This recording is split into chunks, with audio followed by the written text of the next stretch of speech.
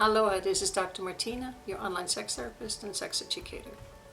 I can talk about touch all day long, every day, because it is essential to our mental and physical health. And there's no question that we are currently suffering a painful deprivation of the sensory experience of touch. And we have been for a while, especially during the pandemic, or the 3 or 4 years during the pandemic has exaggerated that situation where we're not able to touch. So in this video, I want to talk about the benefits of a loving touch, a sensual touch, and a sexual touch, and why we must not neglect this beautiful sense of our human body.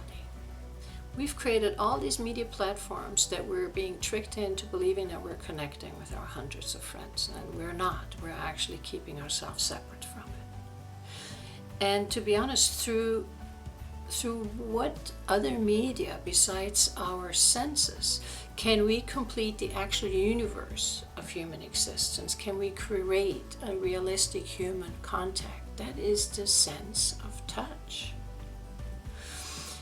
And without touch, the human dimension is constrained and constricted. And that's exactly what we're doing. We are getting rid of the sense of touch. We are taking the lazy way of impersonal words. With artificial intelligence, we're not even using our own words anymore. We are playing games with a computer that we put some glasses on, I don't even know what it's called, where we have these virtual games, and that's where we're thinking we're fighting somebody or we're playing with somebody, and there's no contact there. It's all done through the brain. And it's just, that's the world we're living in. That's the state of the union that we're living in right now. And what can we do about it? Well, we can start touching again.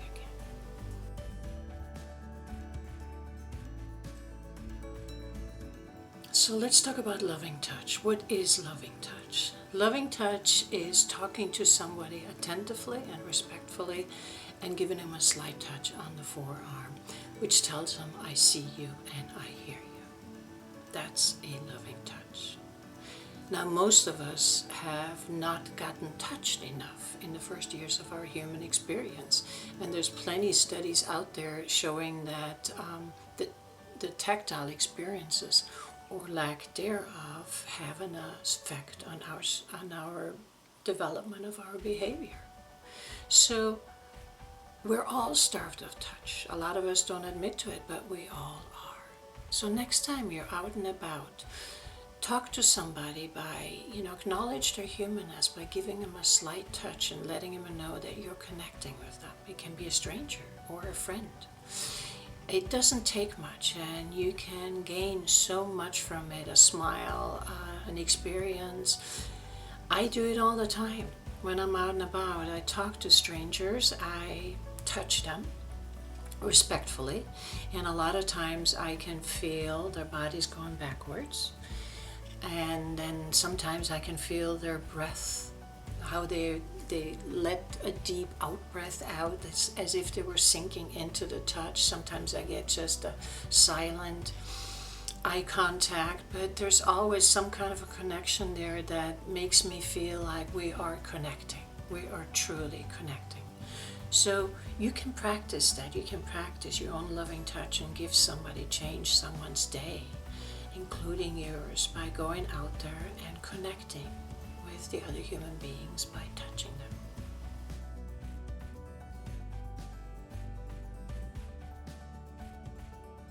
Sensual touch. From the moment we are born, we make ourselves feel good by touching our bodies and playing with our bodies. We're going, it feels good. We're happy, we're smiling, and in the beginning, nobody has any problem with that. And then all of a sudden we're getting our first no. Our caretakers tell us, no, don't do it. And of course we listen to them and we stop. And we're confused because that happiness that we just felt turns into confusion and doubt that there must be something wrong with my body. And also doubt that there's something wrong with feeling good with our body. And this interruption of our sensual play and when we're babies comes from the fear of it turning into a sexual desire. Sensual touch does not mean that we are interested in sex, but that we search to satisfy our need for touch and for connection. A sensual touch can be a heartfelt, warm hug of a friend, and there is no need to stiffen up or wondering where this leads to. A sensual touch can be holding a friend's or a lover's cheek, which allows you to make a true connection through the eyes. A sensual touch can be you putting on lotion onto your own body. I know this deserves repeating.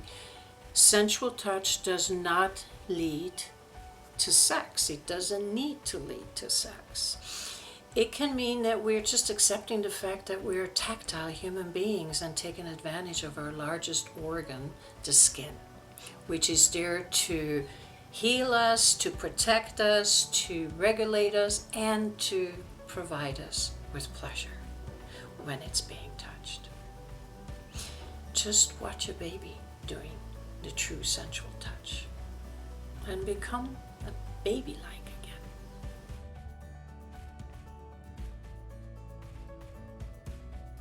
Sexual touch. The actual language of sex is primarily nonverbal.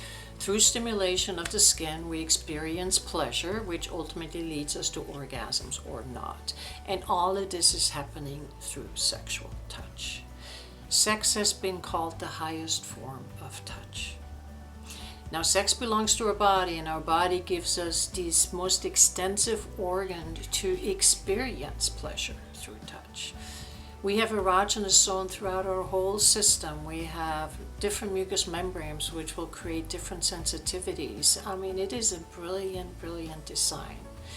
Find out where your erogenous zones are.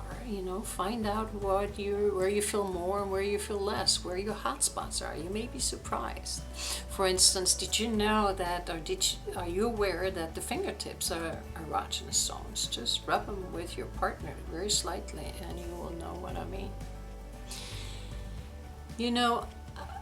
If whatever your desire tells you, loving touch, a sensual touch, or a sexual touch, whatever floats your boat in the moment, just please participate in this part of a connecting and loving humanity that we so desperately need.